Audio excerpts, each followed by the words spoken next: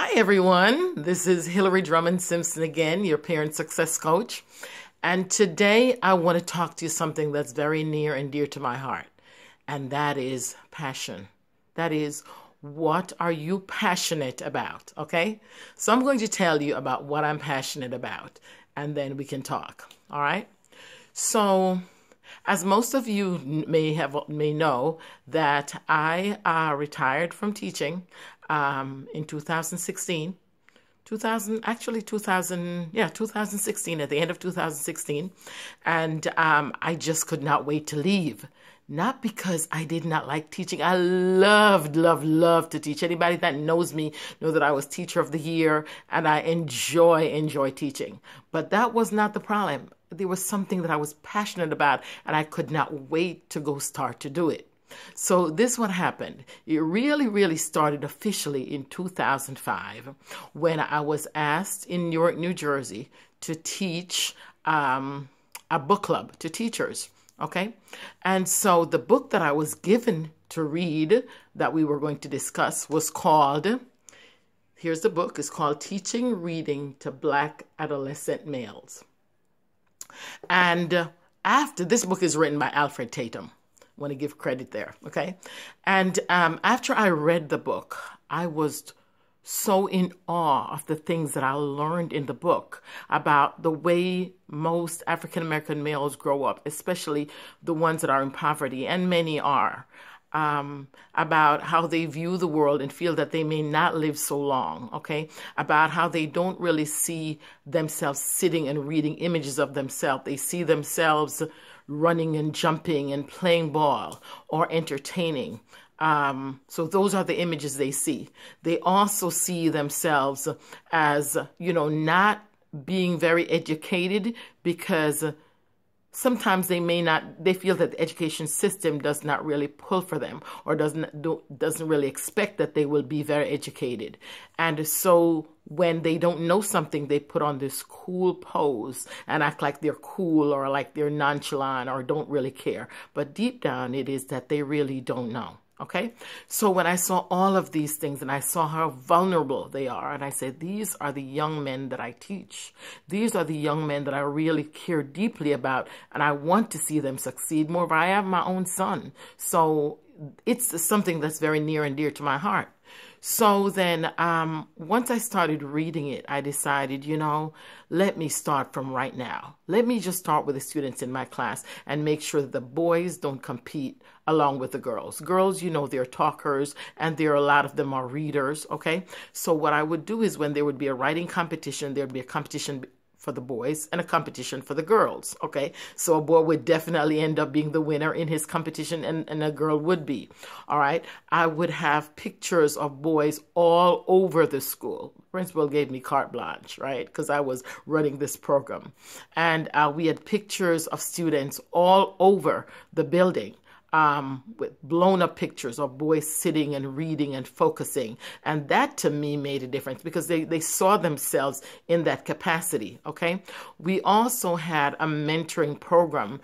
I started calling it Boys to Men back in 2005, where we would have the male presence at home would come with them for a night out, and we would teach the men what they should be looking for and how they should help their young men. They looked forward to it because it would be a night that they would dress up and they would just go with a male figure. We made a big deal. It was dinner. It was wonderful. We loved it. At first, the principal hated it because she thought she didn't have the money, but every month after that, she found the money to do it, right? It was so successful.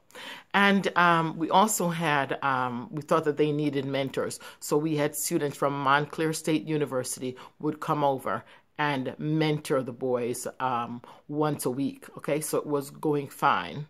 And, family takes precedence. So we moved in 2006, in June 2006, and moved to Atlanta. And I brought the program with me. We were still doing it. But at this time, we were able to get a lot of men to participate in it. So the men were running the program, even though I was still a part of the program, we found some men to really run the program, okay? And it was going fine. And then in 2009, I decided that, you know, I need a little bit more than that. We need to have some male role models at the boys' fingertips, because if they may not be at home, but if they open a book, they should be able to see male that they would want to be like. So I wrote the book in 2009, How to Become a Successful Black Man. And that book is now being used by 100 black men here in Atlanta, and are doing very, very well. But the book was published in 2012, okay? So it took me like about 3 years to write the book. I interviewed African-American men from different parts of the country to talk about their experiences and how they made it, okay? Wonderful, wonderful book, if I may say so myself. All right. Then I decided to come up with a workbook that would guide the young men into their own success. So the workbook is the same name, called How to Become a Successful Black Man, but it's also an action guide that guides them into their own success. Okay. Answering questions and determining where they're going to go, and, you know, setting goals and all of that. And then later on, I decided, you know, that's all well and good, really good, but I need something for the parents. The parents need something. So I'm working on this book, Whatever Parent Need to Know, and I'm taking it from the teacher's point of view. So this book will be out later on this year. And I also took a certified parenting coach program. So I'm a certified parent coach.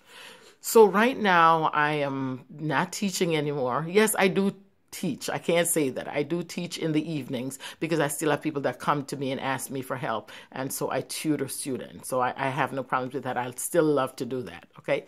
So I'm author, speaker, and coach.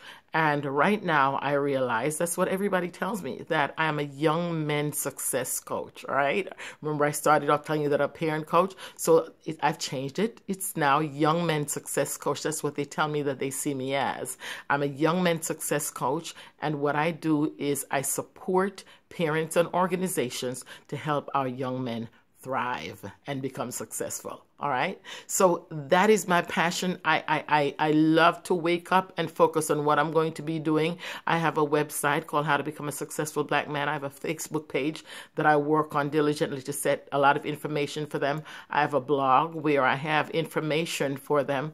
And I also have a program for parents called Parenting Successful Black Men, where I give parent tips as to how to help them, okay? Parenting successful children, successful Black children. So now my question to you is, what are you passionate about? What is it that you can't wake up to do every day? Okay. Now I want you to write down at the bottom and please tell me what it is. Okay. Now, if you feel to yourself, well, I don't really know, I like a lot of things, I want you to think about something that you would do even if you were not getting paid. Okay. Think about that. All right.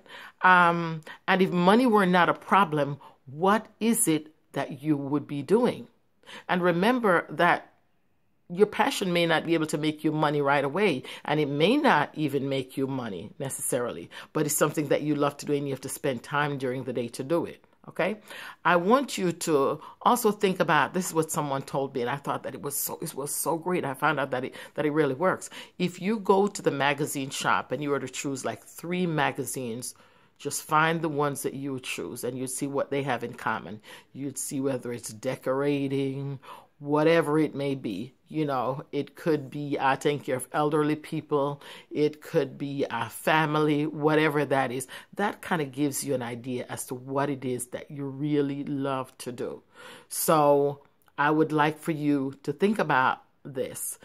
They say if you choose a job that you love, you'll never have to work another day in your life, because what you do is really not working when you're doing something that you're passionate about. And you could be working in that right now. All right. So write down at the bottom, please let me know what it is that you're passionate about and what you love to do. And I will talk with you again next time. Okay. Hopefully this supported you, and we'll talk later. All right. Talk to you soon. Bye-bye.